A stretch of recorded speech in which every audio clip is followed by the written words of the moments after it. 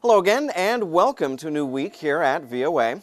Well, no delay, let's get right to it. Our first download this week, starting with the proverbial bang. Kaboom! China's military taking aim at one of the biggest quake lakes, formed after last month's earthquake near Chengdu, hoping to knock more holes in that mountain of rubble and drain the waters before it bursts.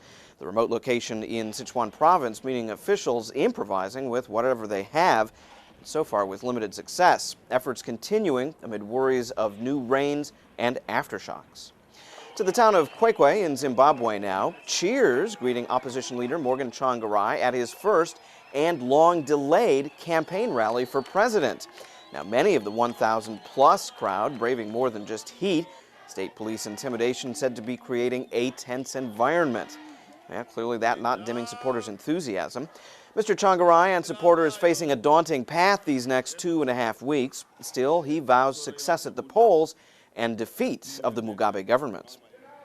And to Pakistani protesters in Karachi now, seeking the defeat of their president, Pervez Musharraf. Here, kicking off their so-called long march to Islamabad. Now, the marchers varied. Some are Islamists, long opposed to Mr. Musharraf, and some attorneys seeking reinstatement of justices sacked last year, all demanding Mr. Musharraf to go. Well, that's exactly what the Pakistani leader is saying he would not do this weekend, telling the press he would not voluntarily step down. And qualifying that a moment later, saying he could leave if Parliament reduced him to a, quote, useless vegetable. Not specifying what kind. Cauliflower, we imagine. One of our favorite pastimes here, sampling just some of the flood of TV programs produced the world over. So, heck, let's tune into one of our favorites now, Venezuela's Aló Presidente, hosted by Mr. Charm, President Hugo Chavez. Tremenda bicicleta. Uh-oh, looks like someone got himself a new bicycle. No, this isn't some new shape-up program. Mr. Chavez teasing critics of a joint Venezuelan-Iranian bike factory in his country. Now, the bike's not so worrisome. The name, perhaps, atomic bicycles. Mr. Chavez taking one out for a spin. No fallout reported. Later, he even offered one for President George Bush, in red or white.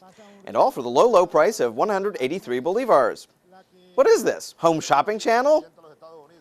Well, perhaps one of those bikes making it as far north as Mexico City this weekend. Too bad the same couldn't be said about clothes. On your marks, get set. Bike naked through the streets of Mexico! Oh, sure, what the hey. Hundreds of nude, or nearly nude, aficionados of two-wheeled transport gathering there for the World Naked Bike Ride celebration. Organizers say it's an annual event marked in 132 cities around the world. Sure it is. Well, we just call your attention to the very careful editing job we've done here, and to all the things we're not saying.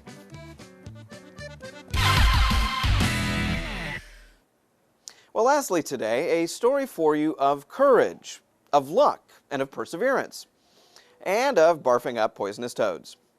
Bella the dog and her human Jackson Cruz, the Darwin, Australia hound, wolfing down her dinner recently when Mr. Cruz noticed she swallowed up something else, a deadly cane toad.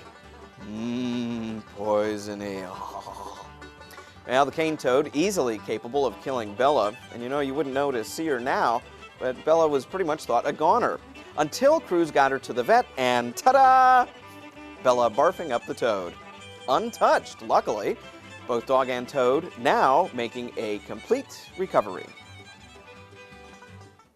Talk about your crunchy frog surprise. Well, that is your download for today. We'll see you again tomorrow.